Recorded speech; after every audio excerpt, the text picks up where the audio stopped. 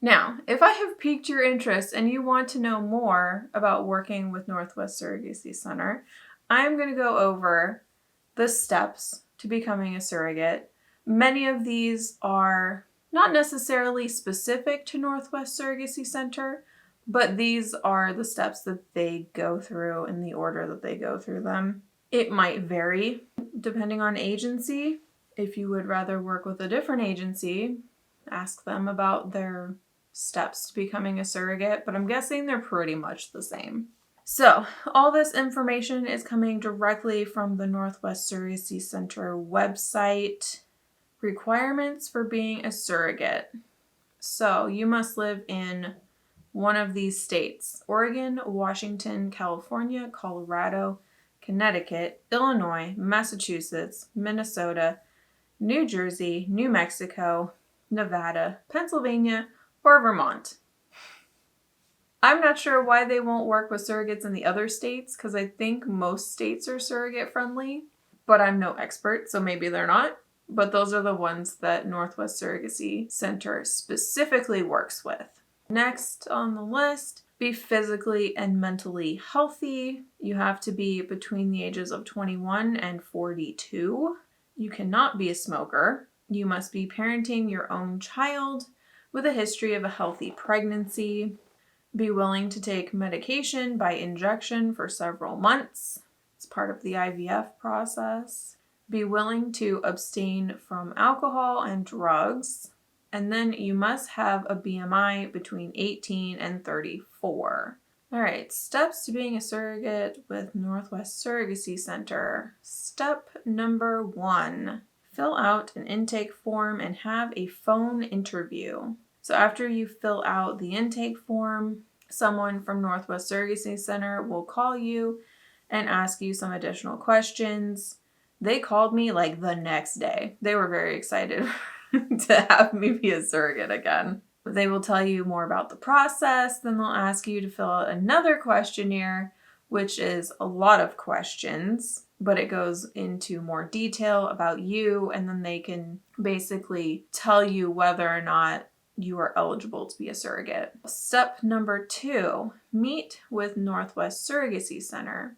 So they will review your questionnaire and they'll do a background check. And then they'll set up a Zoom interview where they will answer any questions you have, and they'll go over your questionnaire and ask any questions to clarify any of your answers, stuff like that. Step number 3 is to gather documents and complete additional screening. So once you finish the interview, the surrogate coordinator will ask you to send pictures of yourself and your family for your surrogate profile. Surrogate profile is basically a little snippet about yourself and your family, what you like to do, why you want to be a surrogate, that kind of thing. It's what they send to the intended parents. And then they include some pictures of you so that the intended parents will see what you look like, basically. They will also help you get your medical records from your previous pregnancy or pregnancies and deliveries. And then they will have you schedule your psychological evaluation. So the medical records will get sent to the fertility clinic that you'll be working with, and they will go over them to make sure that you are eligible to do IVF, and they think it will be successful if you try. And then everyone has to do the psychological evaluation. They want to make sure you're not crazy. Can't have crazy people carrying babies, you know? Step number 4 is the matching process and meeting the intended parents. So, like I said before, Northwest Surrogacy's matching process has greatly improved over the last, 7 years or so. They have a fantastic team that meets, I think, weekly and goes over the surrogates and the intended parents' profiles to figure out who they think would be a good match. They look at various factors, like if you're willing to work with a gay couple, a straight couple, a single intended parent, if you want to stay in touch during the whole thing, or if you would rather not stay in touch with your intended parents, common interests, and other various factors. When they find a potential match for you, like I said before, they'll share your profile with the intended parents and then the intended parents' profile with you. You'll read it over. If you are interested and the intended parents are both interested, then they will set up a match meeting where you will sit down, most likely over Zoom. That's how I did my most recent match meeting. It's over Zoom, and you'll have a case manager there to help kind of guide the conversation. It's not like a chaperone. They're just there to make sure there's no like long, awkward silences and that you discuss certain topics that are very important. To me, I think termination is the biggest topic that you want to make sure that you talk about with your intended parents and make sure you're both on the same page with that for sure. And then, how much contact you want to be in during and after the process. Now, if you both like each other and you want to move forward, then congratulations, you're matched and you move on to the next step. If you or the intended parents are like, no, I'm not interested in working with that person, then the matching team will take your profile, they'll put it back in the pool of surrogates, and they will try to match you with different intended parents. You always have the option to pass on intended parents. If you don't feel like it's a good match, pass. My first time I had a match meeting with intended parents, I told my coordinator, I'm like, yeah, they're okay. Let's, move forward. And she's like, are you sure? And I was like, well, I don't really like XYZ. And she's like, okay, then we will put your profile back in with the other ones and we will find you different intended parents. Now that we know that you don't want this or you don't like this, we'll find ones that don't have that in their profile or whatever. So anyway, she put my name back in with the other surrogates and found me great intended parents. Loved them to death. I still am in contact with them, and I delivered in 2015 their baby. So it was a much better experience than if I had matched with my first intended parents that I met with. So after the match meeting, if both parties agree to move forward, your coordinator will send contact information to the other parties, basically. So my email and phone number was sent to the parents was sent to me, and then we could talk directly. I saw a post online somewhere that the surrogate was like, the agency isn't sending my emails to the intended parents. What? Like, she wasn't allowed to talk directly to her intended parents. The emails were filtered through the agency. Like, that's ridiculous. Who has time for that? Like, what agency, legitimately, what agency pays someone to forward emails to somebody else? That is such a waste of money. Like, just let them talk directly. I couldn't believe it when she said that. Step 5, medical screening and signing the contract. So these steps usually happen simultaneously. You'll go to the clinic, you'll do medical screening. They'll make sure that your body is ready to be pregnant, that you don't have any polyps, or that you aren't anemic, or anything like that you're a healthy individual. You'll also do blood work and STD screening. And if you're in a relationship, your partner will also be screened. A social worker will be in contact with you during this step to do a home visit. My home visit this last time was over Zoom, but in the past, the social worker actually came to my house and looked around. It feels very judgy. They don't mean it to be at all, but it's like somebody's coming in your house to look for issues. So it feels very judgy, but they just want to make sure that your house is a safe place for a pregnant person, basically. They just want to make sure that it's clean and you have running water and electricity. Funny story, my case manager actually told me the social worker will probably have you turn on and off the lights and the water just to make sure you have running water and electricity. It's like, that's hilarious. And it so reminded me of The Big Bang Theory when Howard is in space and he's like, drop a pen for me. I miss gravity. It's something so ridiculous. Either way, they just want to make sure that you're in a safe environment if you're going to be pregnant with somebody else's baby. So soon after you do the medical screening and the home visit and all that good stuff, you'll get a draft copy of your surrogacy contract. It is some dry reading. I'm going to tell you that right now. Mine was 41 pages. They cover everything. Super dry read. Like, I was so bored reading it. I'm like, okay, yep. I don't intend to keep the baby. Got it. Like, I'm not going to name the baby. Got it. It was, yeah, it's some dry reading. So after you get the draft contract, you'll schedule a meeting with your lawyer, who is different than the intended parent's lawyer, because they don't want conflict of interest. You can't represent two different sides of case. So you'll meet with your lawyer and they will go over the contract and ask you questions like, what do you think about this? Do you like how this is worded? They'll ask you if you have any questions. If you have questions, make sure you write down what page it's on so that you can find it easier. Because there's 40-something pages of your contract and you don't want to be like, oh, I had a question about this. And then you're having to scroll through 41 pages of a contract looking for this. It's just easier. Just trust me. Write it down. Write the page number. It'll make it so much easier to find. And you can always change things. And that's how the negotiating works between the contract phase. You're not supposed to talk directly to your intended parents about the contract while you're doing the contract. Everything in the contract that you're discussing should go through your lawyer. If you want to change something, the lawyer will contact the intended parent's lawyer, and then they will talk to the intended parents directly about it and kind of negotiate your way through. I actually took something out of my contract that said that I wasn't allowed to get married while I was pregnant.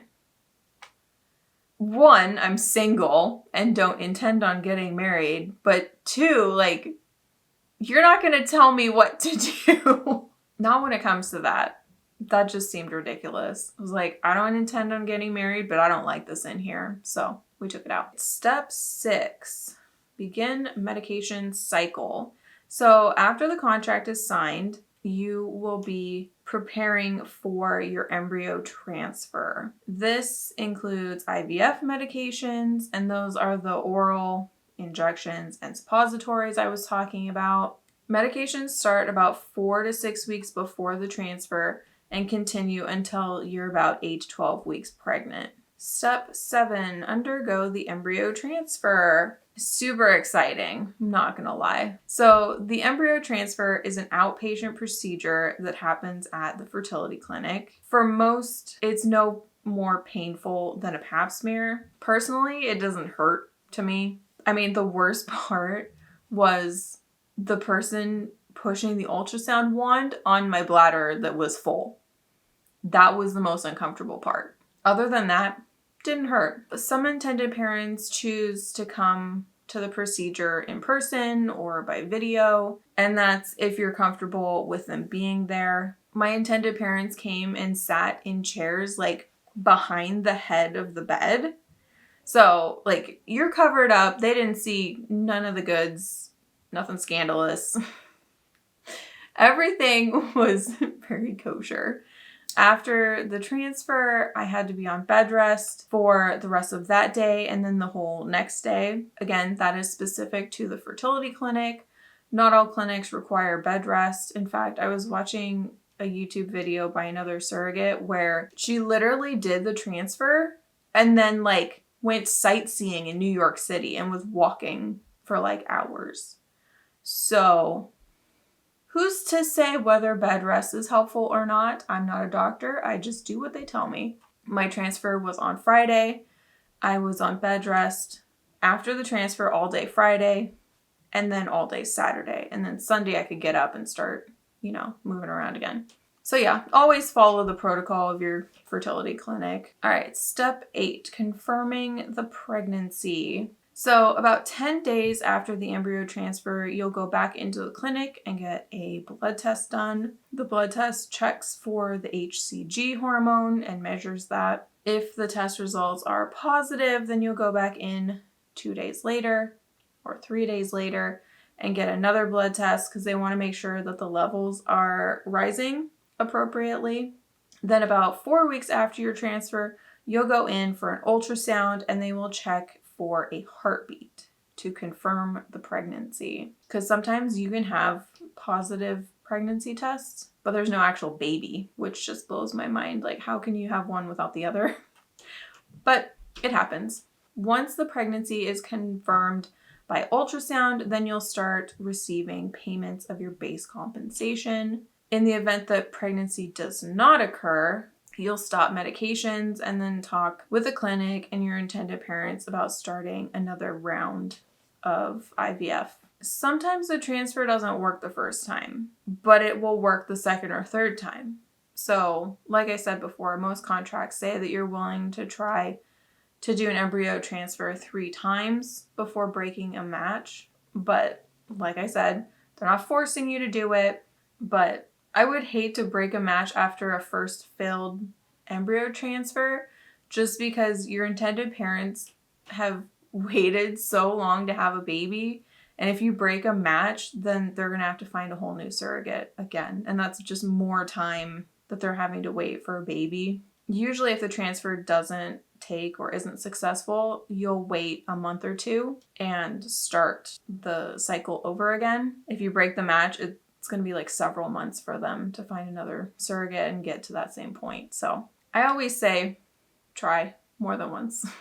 Step 9, enjoy your pregnancy. So assuming your transfer is successful, you'll continue receiving care from the fertility clinic for the first 8 to 10 weeks of your pregnancy.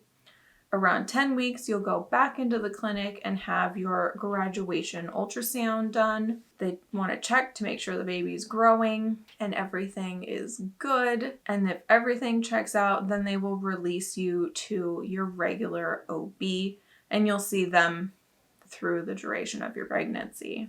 So depending on the type of relationship that you and your intended parents want, they'll be going to appointments with you, you'll be talking, you'll be communicating by phone or Zoom or email or however you had agreed to communicate during the pregnancy. Northwest Surrogacy Center will be sending your monthly compensation and taking care of any pregnancy expenses that you have. They're always there if you have a question or if there's an issue that you need mediated between you and your intended parents. And they're just there if you want to chat or complain about being pregnant, complain about morning sickness.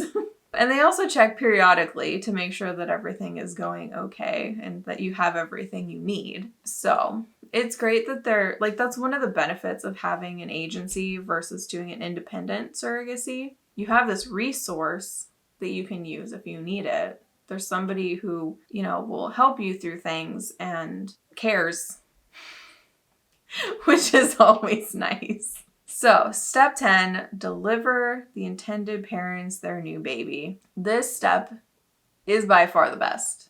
Every time my intended parents have been there for the delivery, and it's the best feeling, like looking at your intended parents when the doctor hands the baby to them.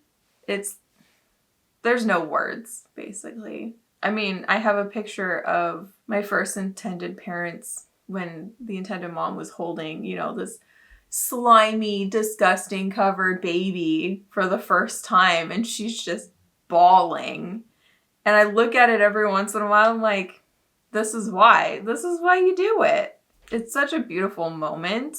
There's no words. So after you have the baby, if there's rooms available in the hospital, the intended parents will stay in another room with the baby in the hospital. My second surrogacy that I did was for my best friend, and she and her husband stayed in my room. The room is huge, so why not? But if there's room in the hospital, the intended parents will have their own separate room and the baby will stay in their room with them. So as soon as the baby is cleared medically to go home, the intended parents will take the baby home. And then when you're cleared to discharge the hospital, you'll go home to your family. What's great is Northwest Surrogacy Center continues to be there for you even after the birth.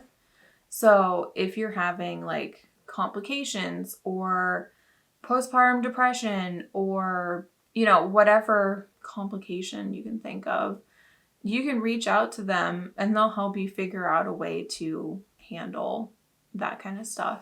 It's great. I love working with them. I have never had an issue working with them. Like, no negative comment about any of it.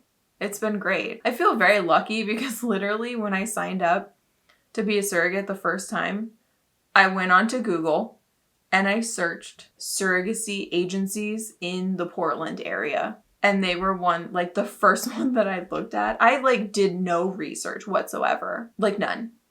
It's kind of scary, but it ended up working out really well. And I'm so happy that I found them and didn't end up with an agency that would screw me over or whatever.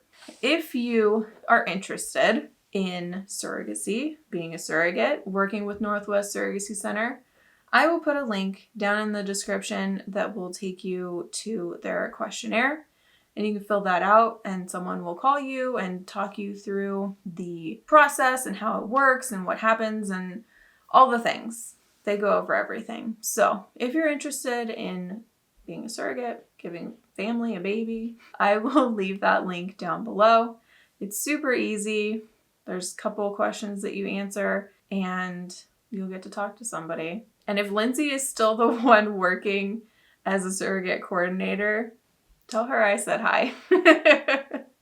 She was the one that I talked to the first time when I signed up this last time. She was the contact person that I talked to first at the agency. So I hope this was helpful.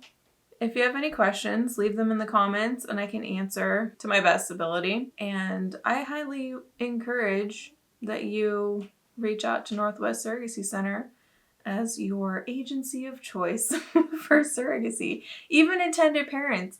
My first set of intended parents interviewed with a dozen agencies before they picked Northwest. That tells you something. They're international. They live in another country. And they literally talked to a dozen agencies in the US. And Northwest Surrogacy Center was leaps and bounds above all of the other ones. So that tells you something. I will see you guys in another video. I have lots of other videos. If you don't already, you can follow me on these social medias. And I also have a surrogacy vlog that I'm currently working on if you're interested in watching those. I started recording them when I first signed up with the agency. Each vlog takes you through the steps in the process of being a surrogate with my actual life experience, I guess you could call it. Again, if you have any questions, leave them in the comments below. And I look forward to hearing how many of you have decided to be a surrogate. This is exciting. I can't wait.